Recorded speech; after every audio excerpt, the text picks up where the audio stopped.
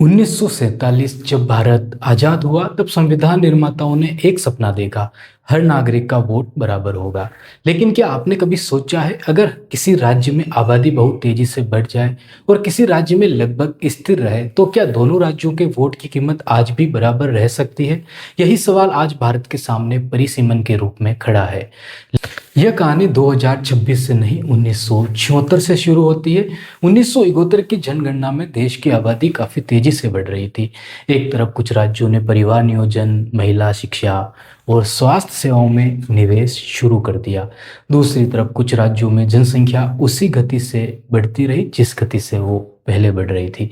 सरकार के सामने एक असाधारण सवाल था, अगर भविष्य में लोकसभा की सीटें सिर्फ जनसंख्या के आधार पर बांटी गई तो जो राज्य जनसंख्या नियंत्रण में सफल होंगे, क्या वे संसद में अपनी राजनीतिक ताकत खो देंगे? ये सवाल आज भी है और ये सवाल तब भी था।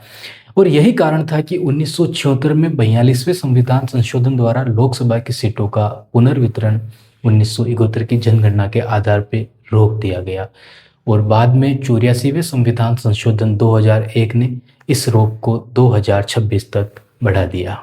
यानी भारत ने लगभग 50 वर्षों तक लोकतंत्र के सबसे मूल सिद्धांत एक व्यक्ति एक वोट को संघीय संतुलन बनाए रखने के लिए अस्थायी रूप से स्थगित रखा। लेकिन अब 2026 दरवाजे पे खड़ा है। अनुच्छेद 82 कहता है हर जनगणना के बाद संसद परिसीमन कानून बना सकती है और निर्वाचन क्षेत्रों का पुनर्गठन किया जा सकता है।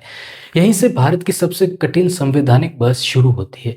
एक पक्ष कहता है अगर उत्तर प्रदेश का एक सांसद 30 लाख लोगों का प्रतिनिधित्व करता है और किसी दूसरे राज्य का सांसद 18 लाख लोगों का, तो क्या दोनों वोटों का मूल्य सचमुच में बराबर है? लेकिन दूसरा पक्ष पूछता है अगर किसी राज्य ने देश की नीति मानकर जनसंख्या नियंत्रण किया तो क्या उसकी राजनीतिक हिस्सेदारी कम कर देना न्याय होगा?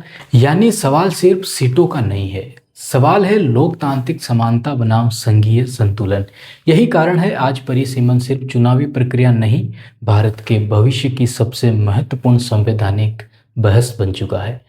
और दिलचस्प बात यह है कि अनुच्छेद 329 ए के कारण परिसीमन से जुड़े कई निर्णयों को सामान्य रूप से अदालत में चुनौती नहीं दी जा सकती है। सुप्रीम कोर्ट ने भी Meghraj Kothari versus delimitation commission 1967 में परिसीमन आयोग का अंतिमता पर महत्वपूर्ण सिद्धांत स्पष्ट किए थे।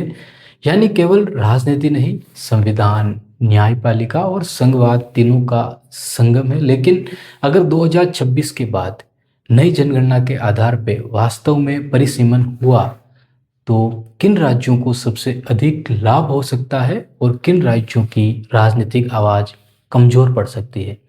और क्या भारत ऐसा रास्ता निकाल सकता है जिसमें एक व्यक्ति एक वोट और संघीय न्याय दोनों साथ बच सके? यही समझेंगे हम अगले अध्याय में। ये जानकारी आपको कैसी लगी हमें कमेंट करके ज़रूर बताना। बहुत बहुत धन्यवाद।